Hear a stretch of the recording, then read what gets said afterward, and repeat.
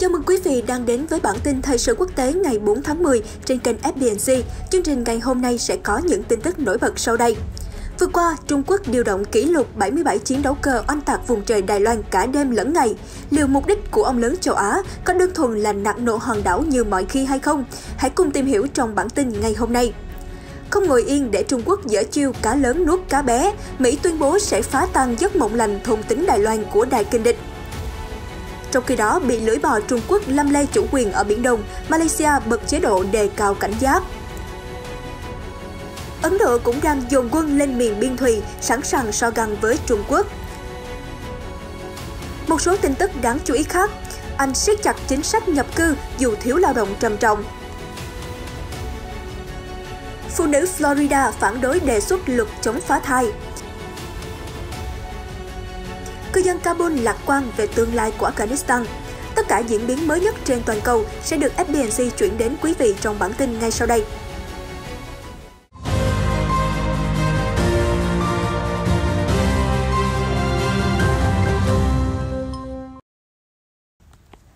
Tổng cộng 38 máy bay của Quân đội Giải phóng Nhân dân Trung Quốc POA, bao gồm 24 tiêm kích J-16, đã tiến vào vùng nhận dạng phòng không ADIZ phía tây nam của Đài Loan vào hôm 1 tháng 10, đánh dấu cuộc xuất kích lớn nhất kể từ tháng 9 năm 2020, thời điểm chính quyền Đài Loan bắt đầu theo dõi và báo cáo các hành vi xâm phạm của quân đội Trung Quốc. Chưa dừng lại ở đó, hôm 2 tháng 10, POA tiếp tục cử một phi đội với 39 máy bay trầm trồ tiến vào không phận hòn đảo, phá vỡ kỷ lục của ngày hôm trước. Các chuyên gia phòng vệ Đài Bắc cho rằng, việc huy động lực lượng hùng hậu trong 2 ngày liên tiếp là cách Bắc Kinh thể hiện khả năng tác chiến chung của nước này.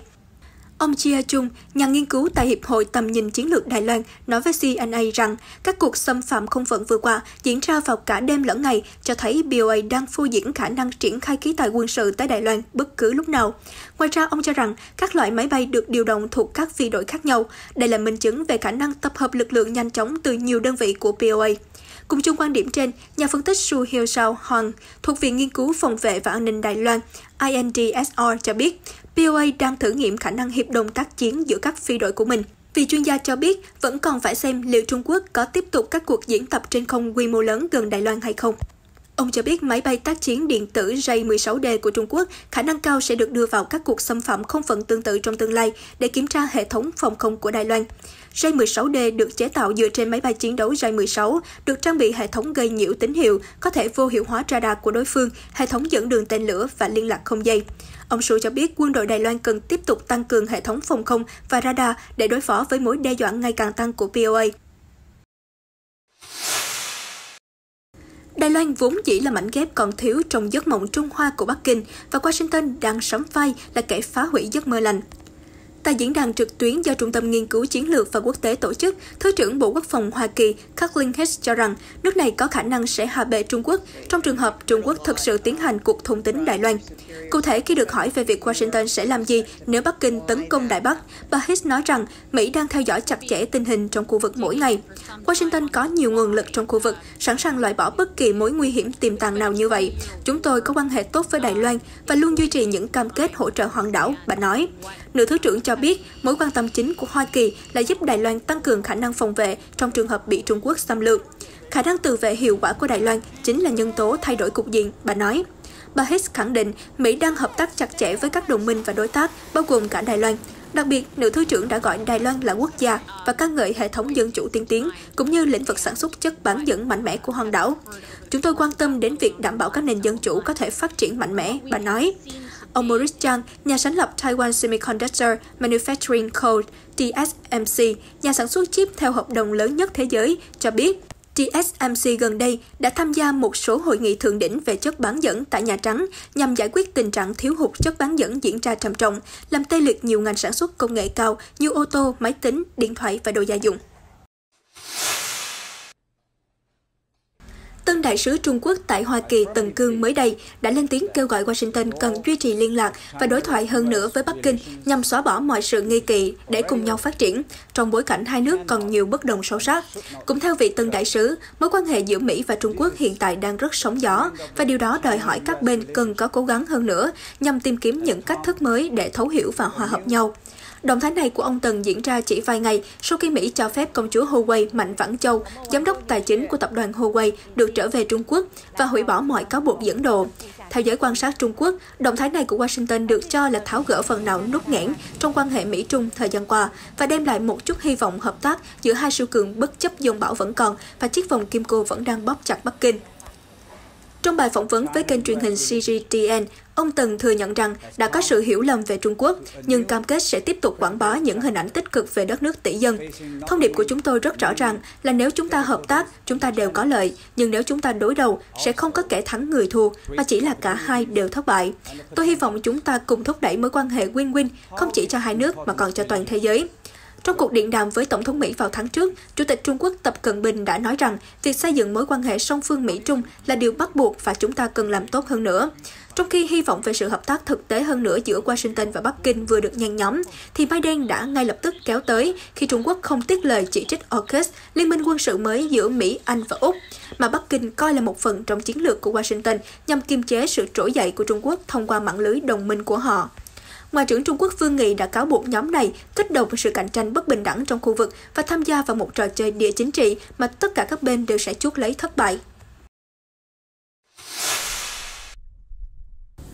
Trung Quốc ngày càng hung hãn ở khu vực Ấn Độ Dương-Thái Bình Dương với hàng loạt hành vi bành trướng phi pháp. Không chỉ có Đài Loan, nhiều quốc gia khác cũng đang bị lưỡi bò Bắc Kinh lâm le nuốt trọn. Mới đây, cựu Bộ trưởng Truyền thông và Đa phương tiện Malaysia Saleset Kerouac đã gióng hồi chuông cảnh tỉnh chính phủ nước này không được xem nhẹ mọi hành vi xâm phạm lãnh thổ của Trung Quốc ở Biển Đông. Trong một tuyên bố, ông Saleh cho rằng hành động của Trung Quốc là một thông điệp rõ ràng rằng họ muốn kiểm soát các vùng biển ở Biển Đông, nếu không muốn nói là toàn bộ. Sự hiện diện ồ ạt của gần 100 tàu Trung Quốc ở vùng biển do Philippines tuyên bố chủ quyền là bằng chứng cho thấy nước này quyết tâm thực hiện tham vọng kiểm soát khu vực này bằng mọi giá mà không màng đến các vấn đề chủ quyền và luật pháp quốc tế, ông nói.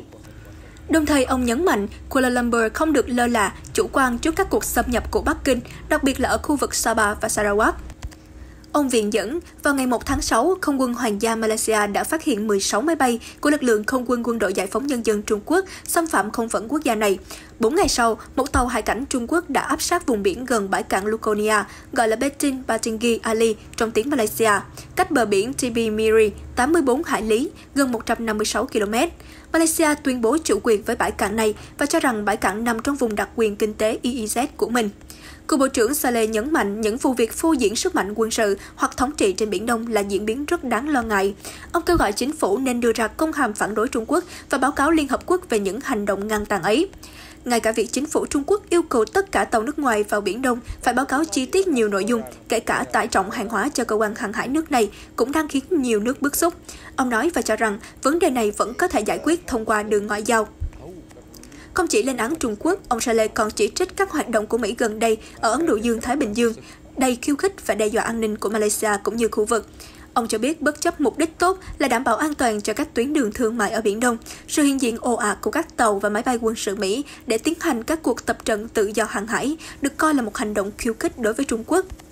Kết quả là Trung Quốc bắt đầu đáp trả và sau đó cố gắng kiểm soát Biển Đông bằng cách áp đặt các quy tắc mới đối với các tàu chở hàng đi qua khu vực này.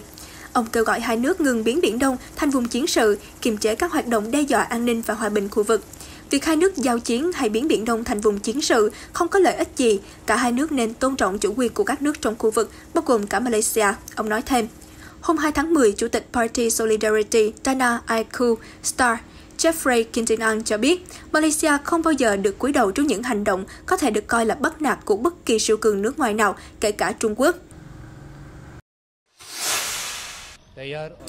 Hôm 3 tháng 10, Tư lệnh quân đội Ấn Độ, tướng Manoy Mukund Naravan cho biết Trung Quốc cũng đang tích cực triển khai nhiều sư đoàn sơn cước và khí tài quân sự đến khu vực biên giới tranh chấp Ấn Độ. Vị tư lệnh không cho biết chi tiết có bao nhiêu binh sĩ Trung Quốc được triển khai lần này, nhưng tiết lộ tình hình hiện tại rất căng thẳng, khiến New Delhi phải gấp rút tăng cường binh lực đối phó. Từ lâu, New Delhi và Bắc Kinh đã luôn trong trạng thái căng như dây đàn xung quanh khu vực tranh chấp ở vùng Ladakh và Sikkim gần Tây Tạng. Đỉnh điểm của sự đối đầu là trận giáp lá cà giữa quân đội hai bên khiến nhiều người thiệt mạng và bị thương hồi tháng 6 2020 tại thung lũng sông Galwan ở vùng Ladakh. Sau vụ việc đó, hai quốc gia đông dân nhất thế giới đã liên tục triển khai thêm hàng chục nghìn binh sĩ thuộc binh chủng tác chiến núi cao đến khu vực Himalaya, và từ đó đến nay vẫn xảy ra nhiều vụ đụng độ lẻ tẻ nhưng không gây thương vong về người. Ấn Độ và Trung Quốc đã tổ chức các cuộc đàm phán quân sự cấp cao kể từ sau cuộc đụng độ hồi tháng 6 năm ngoái, và ông Naravan cho biết sẽ có một cuộc gặp khác dự kiến tổ chức vào tuần tới. Động thái tăng cường binh lực của Ấn Độ diễn ra vài ngày sau khi người phát ngôn Bộ Ngoại giao Trung Quốc Triệu Lập Kiên cáo buộc binh sĩ Ấn Độ vượt biên trái phép vào lãnh thổ Trung Quốc, một cáo buộc mà New Delhi cho là không có cơ sở thực tế và thể hiện Trung Quốc vừa ăn cướp vừa la làng. Trong khi đó, truyền thông Ấn Độ đưa tin vào tuần trước, gần 100 lính Trung Quốc đã vượt biên giới vào bang Uttarakhand trong vài giờ vào cuối tháng 8 và liên tục nhiều lần trong tháng 9 và tháng 10. Ấn Độ và Trung Quốc, hai nước đã xảy ra một cuộc chiến tranh biên giới toàn diện vào năm 1962, từ lâu đã cáo buộc đối phương cố tình gây hấn trước và cố gắng chiếm lãnh thổ dọc theo biên giới không chính thức của họ, được gọi là đường kiểm soát thực tế LAC. Hôm 3 tháng 10, Thủ tướng Anh Boris Johnson cho biết London sẽ kiểm soát chặt chẽ hơn nữa tình trạng nhập cư vào nước này để giải quyết vấn đề khủng hoảng nhiên liệu, khí đốt và thực phẩm trong thời điểm hiện tại và dự kiến đến hết dịp Giáng sinh năm nay. Ông cũng thừa nhận những vấn đề mà Anh đang đối mặt là một trong những hậu quả của Brexit và cảnh báo nước này sẽ còn đối mặt với những vấn đề nghiêm trọng khác nếu không có những giải pháp phù hợp. Trong những tuần gần đây, đảo quốc sương mù phải đối mặt với tình trạng thiếu hụt nhiên liệu trầm trọng, mà nguyên nhân không phải là sụt giảm nguồn cung mà là thiếu hụt đội ngũ tài xế vận chuyển. Cuộc khủng hoảng nhiên liệu khiến nhiều người dân không thể mua được xăng dầu, khí đốt, thực phẩm và việc sản xuất hàng hóa bị đình trệ và giá cả đang tăng từng ngày. Tuy vậy, London lại kiên quyết phản đối việc tiếp nhận người nhập cư để giải quyết phần nào việc thiếu hụt lực lượng lao động, mà thay vào đó lại siết chặt chính sách nhập cư nhằm tránh tái diễn tình trạng nhập cư ồ ạt như những năm trước. Theo ông Johnson, việc thiếu hụt lực lượng lao động thực chất là do mức lương, đãi ngộ thấp và chính sách làm việc không thỏa đáng, và do đó các doanh nghiệp cần thiết phải điều chỉnh chính sách tuyển dụng và giữ chân người lao động ngay từ bây giờ. Ông viện dẫn việc các công nhân lò mổ động vật phải làm việc trong môi trường không an toàn nhưng không hề có bất kỳ dụng cụ bảo hộ nào, và hơn nữa mức thù lao mà họ nhận được là rất ít nếu so với mặt bằng chung của Anh. Và do đó nước này đang đối mặt với việc tiêu hủy hơn 100.000 con lợn do thiếu người giết mổ, một sự lãng phí nguồn cung thực phẩm rất lớn. Hôm 2 tháng 10, hàng chục phụ nữ đã tập trung tại một công viên ở Nam Florida để phản đối những đề xuất của chính phủ nhằm kiểm soát quyền sinh sản. Cùng ngày, các cuộc biểu tình tương tự đã diễn ra trên toàn quốc nhằm lên án luật cấm việc phá thai sau 6 tuần. Tiếp cận phá thai an toàn và hợp pháp là quyền cơ bản mà phụ nữ ở đất nước này cần phải có. Mọi người phụ nữ có quyền làm lại từ đầu, nhưng bộ luật này đã giết chết hy vọng mong manh của chúng tôi, một người biểu tình nói. Trước đó, Texas là bang đầu tiên của Mỹ ban hành luật cấm phá thai sau 6 tuần tuổi, và bây giờ đến lượt Florida làm điều tương tự. Việc cấm phá thai là điều không thể tưởng tượng nổi, bởi nó đã ngăn cản một trong những quyền cơ bản nhất của người phụ nữ. Chúng tôi cần chính phủ đảm bảo các quyền của chúng tôi, như quyền được lắng nghe, thấu hiểu và quyền được quyết định việc sinh sản, một quyền mà chỉ chúng tôi mới có. Cánh đàn ông các vị không thể hiểu được chúng tôi đang thất vọng đến nhường nào, một người biểu tình khác nói. Một nhà lập pháp của đảng Cộng hòa ở Florida đã đưa ra một dự luật tương tự, cũng giới hạn việc phá thai trong vòng 6 tuần, cho phép công chúng kiện bất kỳ cá nhân nào hỗ trợ thực hiện phá thai sau thời gian đó, đồng thời áp đặt mức phạt 10.000 đô la Mỹ cho mỗi lần phá thai đối với bất kỳ bác sĩ nào thực hiện và cả người mang thai. Cư dân Kabul đang dần quen với cuộc sống mới dưới chế độ Taliban. Kể từ khi lực lượng Hồi giáo chiếm Kabul và kết thúc thời kỳ hỗn loạn sau 20 năm chiến tranh, nền kinh tế Afghanistan tiếp tục lao dốc và đứng bên bờ vực sụp đổ. Mặc dù tình trạng thất nghiệp và khủng hoảng tài chính vẫn đang là vấn đề nhức nhối, nhưng người dân vẫn cảm thấy nhẹ nhõm khi luật pháp và an ninh trật tự đã được cải thiện. Hy vọng là chúng tôi sẽ nhận được hỗ trợ từ các quốc gia khác. Luật lệ và tình hình an ninh trật tự đang được kiểm soát tuyệt vời. Tôi hy vọng Afghanistan sẽ dần trở thành một khu vườn đầy hoa. Các tổ chức nhân đạo đã cảnh báo về thảm họa nhân đạo thảm khốc ở Afghanistan do hạn hán đang diễn ra nghiêm trọng, đồng thời chiến tranh loạn lạc đã buộc hàng nghìn gia đình phải rời bỏ nhà cửa. Hiện Afghanistan đang rất cần tiền và Taliban khó có thể tiếp cận nhanh chóng khối tài sản trị giá khoảng 10 tỷ đô la Mỹ của Ngân hàng Trung ương Afghanistan ở nước ngoài. Người Afghanistan đang đặt niềm tin vào tôn giáo và cho rằng Allah sẽ giúp họ vượt qua. Thánh Allah rất vĩ đại, Ngài rất nhân từ, Ngài sẽ cải thiện mọi thứ, Abdullah, một lao động trẻ, chia sẻ. Tin tức vừa rồi cũng đã kết thúc bản tin thời sự quốc tế hôm nay. Cảm ơn sự quan tâm của quý vị. Xin chào và hẹn gặp lại ở các bản tin sau.